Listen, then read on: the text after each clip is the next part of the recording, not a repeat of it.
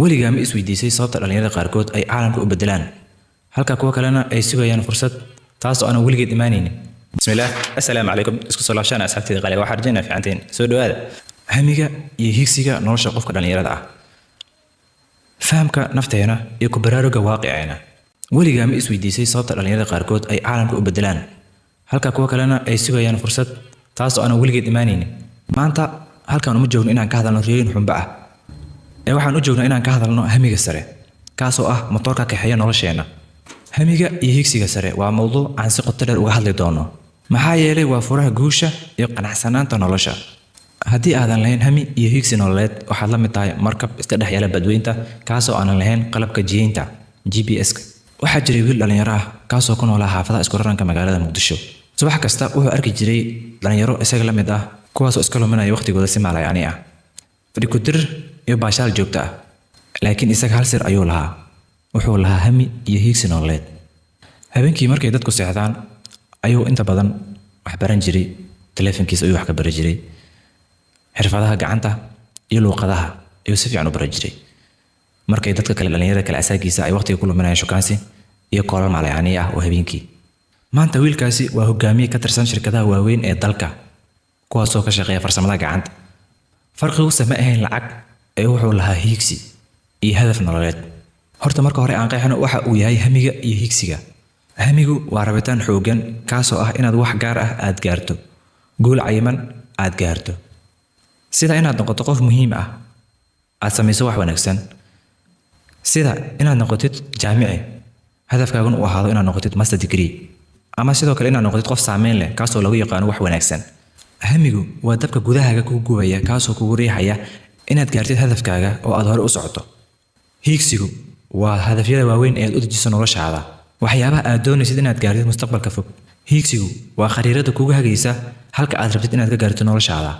Maxay muhiim u yihiin hamiga iyo higsiga sare ee nolosha? Waxay ku siiyaan jihayn iyo ujeeddo cad. Waxay kaa caawinayaan inaad ogaato waxa aad rabto iyo sidii aad ku gaari lahayd. Waxay siinayaan noloshaada macne dhab ah iyo sabab aad u noolaato. Waxay kugu dhiirigelinayaan inaad dadaashid oo noqotid hawlkar. Marka aad leedahay hadafyo waaweyn waxaad dareemaysaa baahi degdeg ah oo ah inaad shaqayso si aad u gaartid hadafkaaga iyo yoolkaaga nololeed. Waxay kaa caawinayaan inaad ka gudubto caqabadaha. Qofka markii uu hami iyo higsi nololeed uu leeyahay caqabad kastoo ka hor imaada wuu ka gudbi karaa. Laakiin marka qofka uusan lahayn hami iyo higsi fog caqabad kastoo ka hor imaada ayaa ku noqota cunaqabateyn uusan ka socon karin. Wayna carqaladaysaa oo way fadhiisataa. Laakiin si qofka leh hamiga iyo higsiga fog caqabad kasto waxay u tahay wado uu ka gudbo. Waxay dhisaan kalsoonidaada. Marka aad gaarto hadafyadaada yaryar waxay kugu dhiirigelinaysaa inaad hore u socoto oo aad aaminto inaad gaari karto hadafyadaada waaweyn. Higsiga fog kalsoonidaada ayaa korodho iyo aaminaadaada ah inaad hadafkaaga gaari karto. Tani waxay kaa caawinaysaa inaad ka gudubto caqabado iyo dhibaatooyin fara badan oo ku joojin lahaa. Waxay kaa ilaalinayaan inaad isdhiibto. Marka aad leedahay hami iyo higsi fog si fudud iskuma dhiibi doontid. Noloshu waxay leedahay fashilaadyo iyo caqabado fara badan. Sidaas awgeed hamiga iyo higsiga fog ayaa ah shidaalka kugu riixaya inaad ka gudubtid caqabadahaas oo aad sii wado dadaalkaaga. Xitaa markay xaaladaha ugu adag yihiin waxaad u jihadaysaa inaad gaartid higsigaaga fog oo si fudud iskuma dhiibi doontid. Hadda aan ka hadalno sidii aan u dhisi lahayn hami iyo higsi fog nolosheena. Tani ma ahan wax ku yimaada habeen iyo maalin balse waa geedi socod aad u dheer kaasoo u baahan waqti aad u fara badan iyo dadaal joogto ah. Qodobka koowaad naftaada si qoto dheer u baro. Maxay yihiin waxyaabaha aad jeceshahay? Waa maxay tayadaadu? Maxay yihiin waxyaabaha aad ku fiican tahay? Maxay yihiin waxa aad rabtid inaad nolosha ka gaarto? Fahamka naftaada ayaa ah talaabada ugu horeysa. Qodobka labaad deji hadafyo waaweyn oo macquul ah. Ha ka baqin inaad ku riyotid wax weyn oo aadna gaartid meel sare. Laakiin se hubso hadafyadaada inay yihiin kuwo macquul ah oo aad ka shaqayn karto oo aad gaari karto. Ha isku xirin bac qafiif wax ka weyn oo tabartaada ahayn oo aadan gaari karin. Ha dejisanin hadafyo waaweyn oo macquul ah oo aad gaari kartid oo aad cabirtay dejiso oo qoro. Qodobka xiga u qaybi hadafyadaada qaybo yaryar. Tani waxay ka caawinaysaa inay hadafyadaada yaryarka aad gaartid kuwaasoo kugu sii caawinaya inaad sii gaartid hadafyadaada waaweyn. Maxaa yeelay hadafka weyni wuxuu u muuqan karaa mid ku cabsi gelinaya kaasoo kugu abuuri kara inaad aaminto inaadan gaari karin. Laakiin markaad u qaybisid hadafyo yaryar kuwaasoo maalin kasta aad ka shaqayso waxaa fudud inaad ka shaqaysid hadafyadaas yaryar kuwaasoo kugu sii dhiirigelinaya ama ku sii geynaya hadafka weyn ee noloshaada. gaarista hadafyada yaryar waxay ka caawinaysaa inaad gaartid guulo joogto ah oo yaryar kuwaasoo kugu sii caawinaya inaad dadaalka sii wado. qodobka xiga, samee qorshe cad oo ficil ah. ma ahan qorshe warqad ku qoran, balse waa qorshe ficil ah. ficil la'aan hadaf kasta waa riyo uun.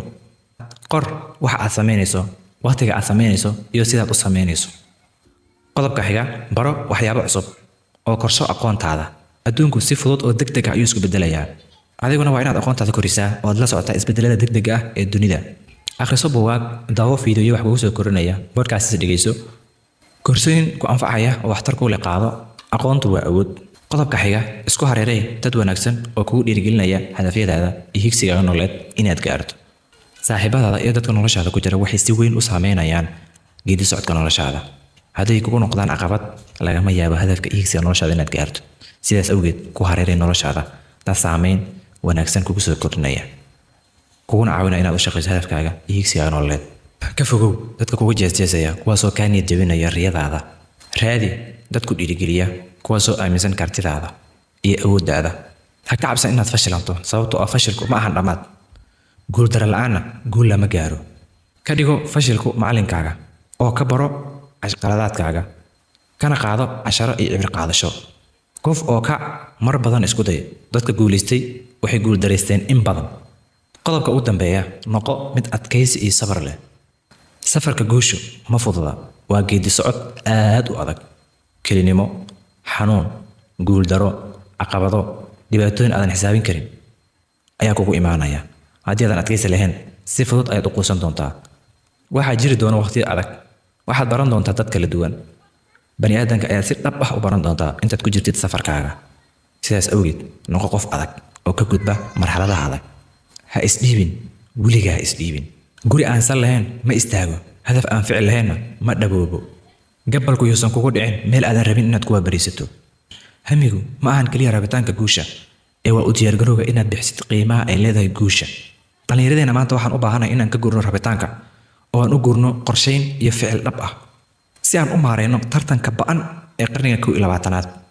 inagoo dhan rabitaan iyo hadafyo nololeed ayaanu leenahay, balse keliya waxaa guulaysta qofkii la imaada qorshe ficil oo dhab ah, kaasoo noo soo qaatay tallaabooyinkii aan kuu soo sheegay.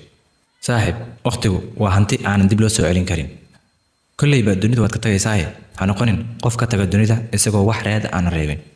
maalinta aad dhimato, dadku maxay kugu xasuusan doonaan? hamigaagu keliya yuusan noqonin calooshaada. ha noqonin qof u nool sida xoolaha oo kale, kaasoo keliya ay u daran tahay wax cuno iyo meeluu shahwadiisa u guto.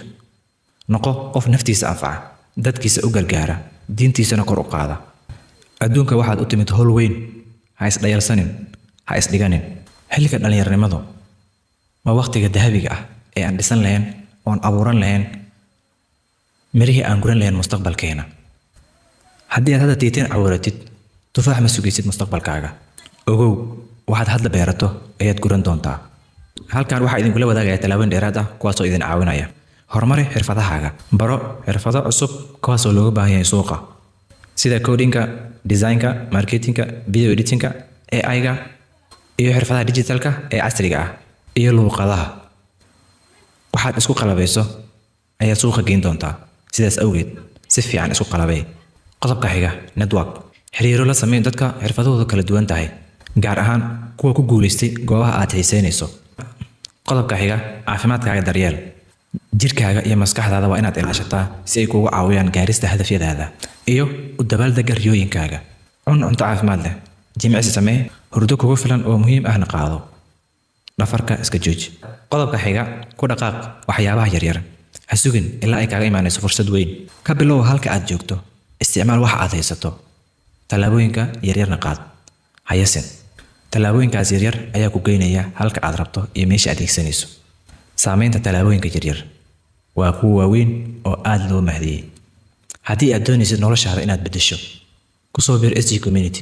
waxaanu ka caawinaynaa inaad u dhisantid isku dheelitirnaan nololeed, maskax ahaan, akhlaaq ahaan iyo muuqaal ahaan.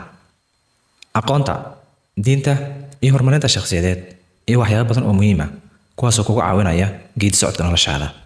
ha seegin, ku soo biir SG Community.